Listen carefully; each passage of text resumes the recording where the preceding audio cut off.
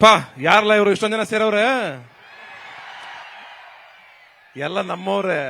ಕರ್ನಾಟಕದ ಮೂಲೆಯಿಂದ ಇಲ್ಲಿವರೆಗೂ ಬಂದಿದ್ದೀರಾ, ನೋಡಕ್ಕೆ ಕಣ್ಸಾಲ್ದು ಈ ಸಂಭ್ರಮನ. ಬಹಳ ಖುಷಿ ಆಗುತ್ತೆ. ಮೊದಲನೇದಾಗಿ ಒಂದು ಮಾತು ಹೇಳಬೇಕು, ನಿಂತ ನೋಡು ಯಜಮಾನ ಅನ್ನೋ ಮಾತಿಗೆ ಅರ್ಥಪೂರ್ಣವಾಗಿ ಅವ್ರು ನೋಡಿ ಅಲ್ಲಿ ಕೂತಿಲ್ಲ, ಇಲ್ಲಿ ನಮ್ಮೆಲ್ಲರ ಜೊತೆ ನಿಂತಿದ್ದಾರೆ.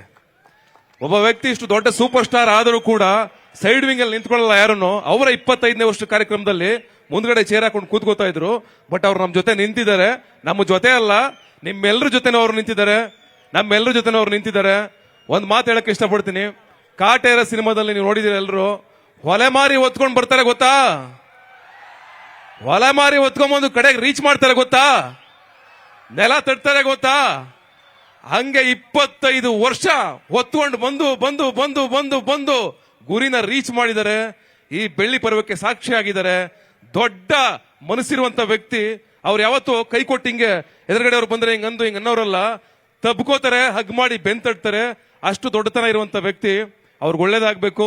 ಅವ್ರು 25 ವರ್ಷ ಅಲ್ಲ, ಇನ್ನೂ 25 ವರ್ಷ, ಆದ್ರೆ 25 ವರ್ಷ ಆಚೆಗೂ 265 ವರ್ಷ ಆದ್ರೂ ನಿಮ್ಮ ಕೀರ್ತಿ, ನೀವು ಮಾಡಿರುವಂತ ಸಿನಿಮಾಗಳು ಉಳಿಬೇಕು, ಜನ ನಿಮ್ಮ ಸಿನಿಮಾಗಳನ್ನ ನೋಡ್ತಾ ಇರಬೇಕು ಅಂತ ಹಾರೈಸ್ತೀವಿ ಸರ್.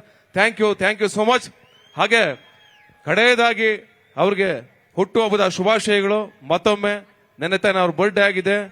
ಒಂದು ಮಾತು ಹೇಳಿದ್ರು ದಾವಣಗೆರೆನಲ್ಲಿ, ಆ ಮಾತನ್ನ ಇಲ್ಲಿ ಆಡ್ತಾ ನಾನು 2 ಮಾತು ಮುಗಿಸ್ತೀನಿ. ಯಾವುದೇ ಜಾತಿ ಆಗಿರ್ಲಿ, ಯಾವುದೇ ಕುಲ ಆಗಿರ್ಲಿ, ಯಾವನೇ ಆಗಿರ್ಲಿ, ಬಡವ ಆಗಿರ್ಲಿ, ಶ್ರೀಮಂತ ಆಗಿರ್ಲಿ, ಎಲ್ಲ ನನ್ನವರೇ, ಎಲ್ಲ ನನ್ನ ಅಭಿಮಾನಿಗಳೇ.